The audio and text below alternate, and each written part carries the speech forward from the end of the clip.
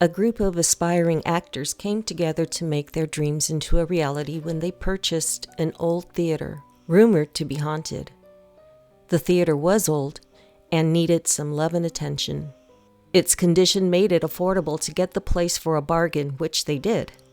The thing is, they ended up getting a whole lot more than what they bargained for. Hello there. Thank you for joining me on another night filled with tales of terror. Tonight's story takes us into downtown Los Angeles, where a group of actors come together to open up their own playhouse. We are going to go backstage and get a first-hand glimpse on how these actors all handle ghostly encounters with some performers who, it seems, never actually left the theater. Before we get started, I just want to let you know that I'm Roberta Griffin, and I really appreciate you coming and checking out my channel, Scary Girl Griffin. And I also want to let you know that the stories that you hear on my channel are either factual, fictional, or somewhere in between. But I will let you know at the end of each video what it is that you just listened to. So for now, get comfortable, hit the like and subscribe buttons, turn down the lights, and let's begin.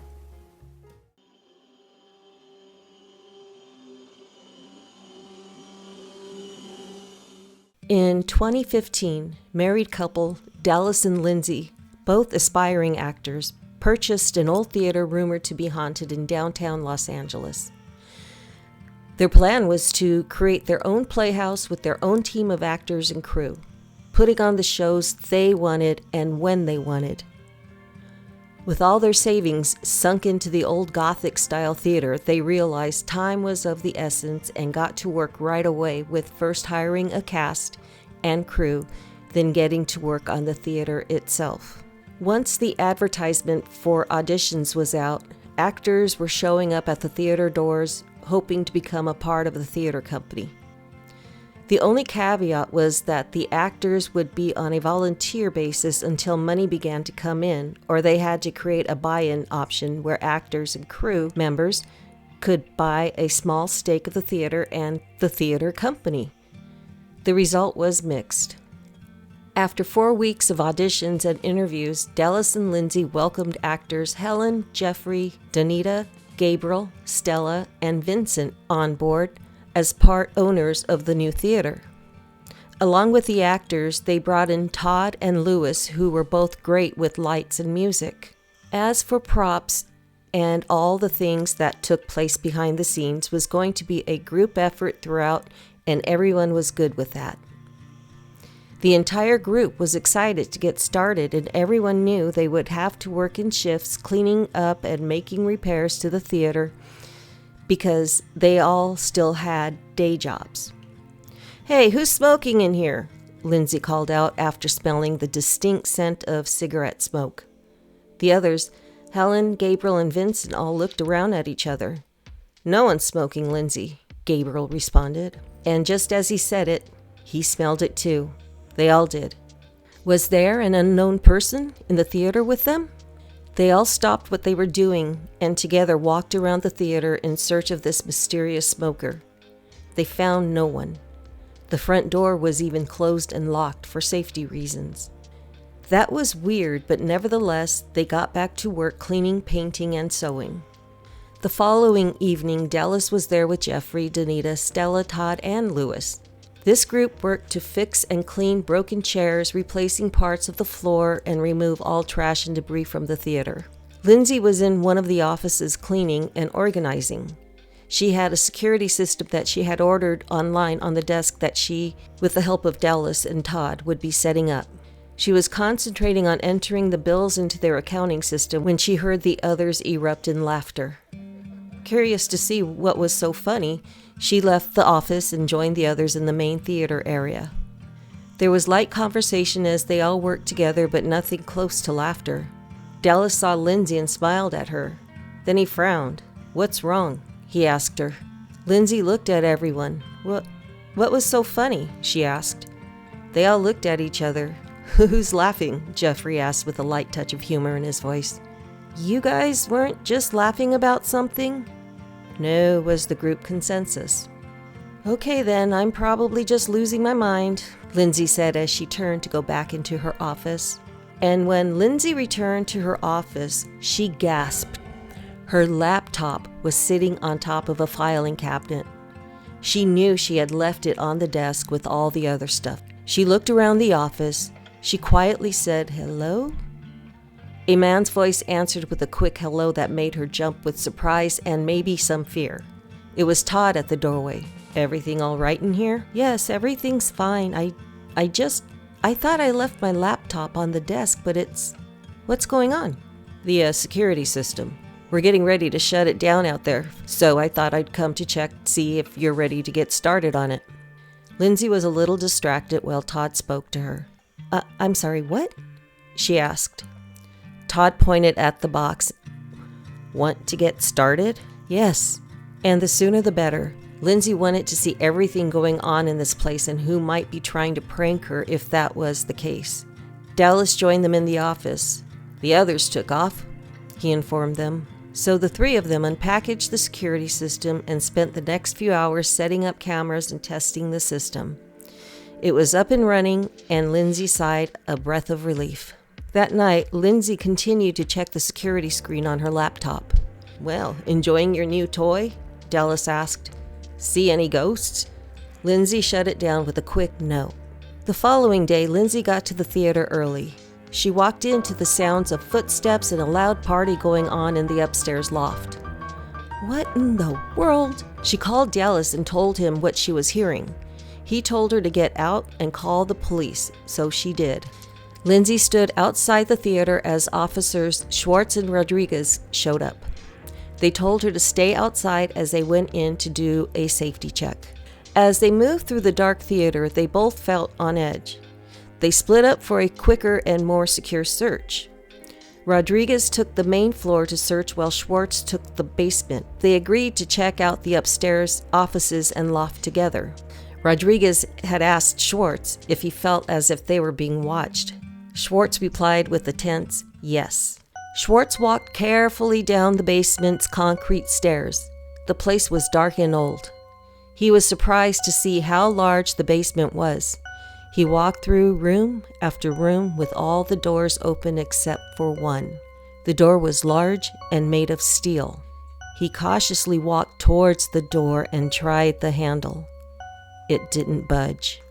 He ran his flashlight along the door frame in search of a key or a weak point.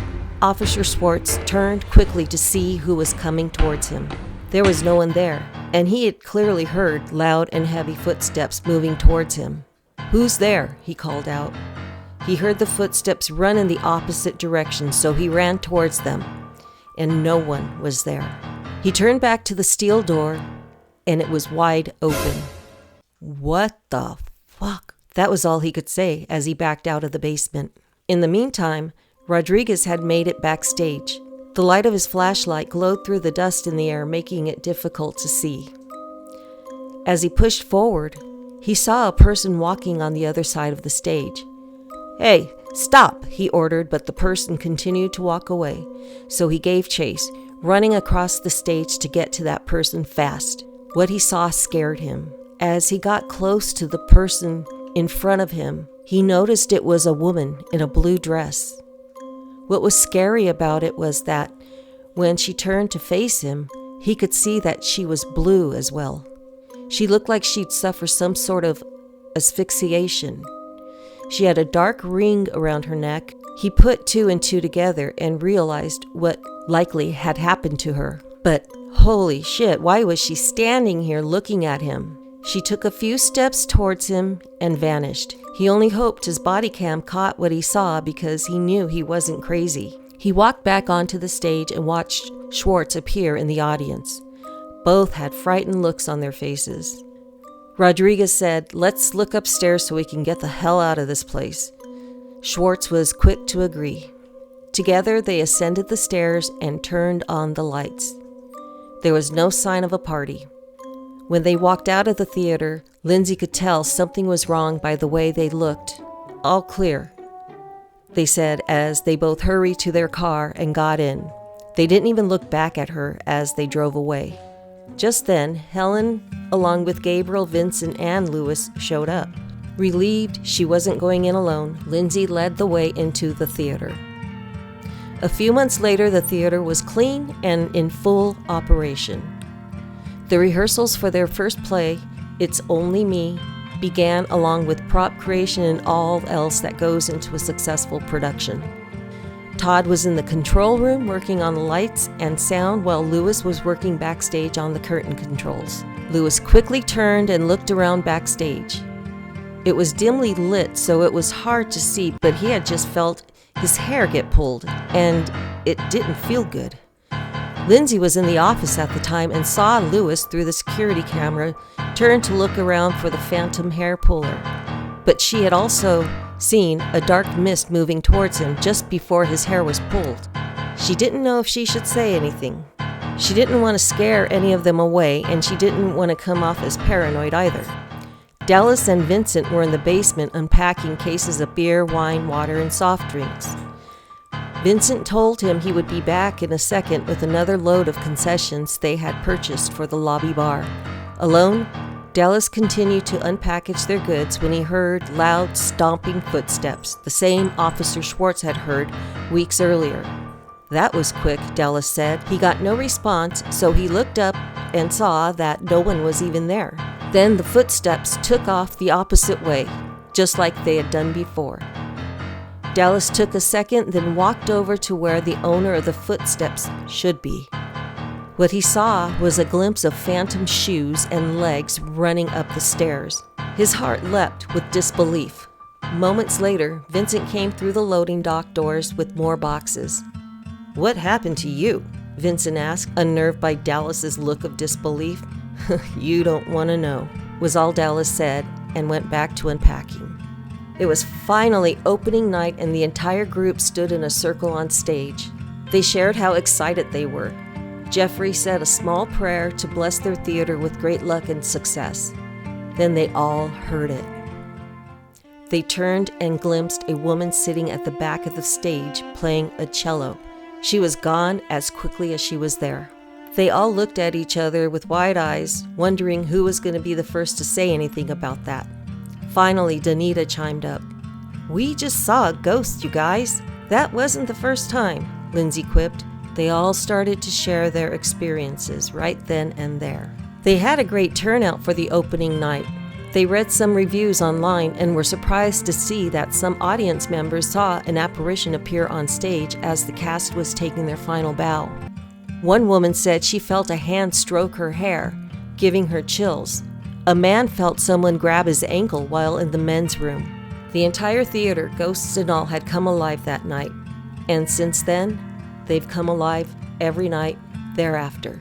So what are your thoughts on this group of performers, both living and dead? I mean, it's amazing they've all been able to share the theater together. But really, how many theaters out there do you think are really haunted? I bet there's too many to count. Well, it's time to say goodnight.